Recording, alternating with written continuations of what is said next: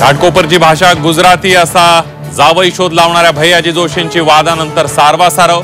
भैयाजी जोशींच्या वक्तव्याचा विरोधकांकडून समाचार।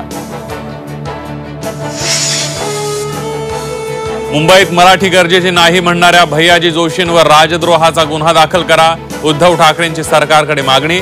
तर भैयाजी जोशींचं वक्तव्य महाराष्ट्र विसरणार नाही, राज ठाकरेंचा सूचक इशारा। संभाजी महाराजांप्रमाणे माझाही पक्ष बदलण्यासाठी छळ झाला, अनिल परबांकडून स्वतःची शंभूराजेंशी तुलना। शक्तीपीठ महामार्गाला शिवसेना उद्धव ठाकरे पक्षाचा पाठिंबा, कोकणातून ग्रीनफील्ड महामार्ग नेण्याची ही भास्कर जाधव यांची मागणी। शेतकऱ्यांचे पैसे अडवणारे मंत्रालयातील वाल्मिक कराड कोण, सुधीर मुनगंटीवारांचा सरकारला घरचा आहेर, कृषी मंत्र्यांचे टोचले कान। विधान परिषद निवडणुकीसाठी भाजपकडून 6 नावं चर्चेत, राम सातपुते, जगदीश मुळे, केशव उपाध्येंच्या नावाची चर्चा।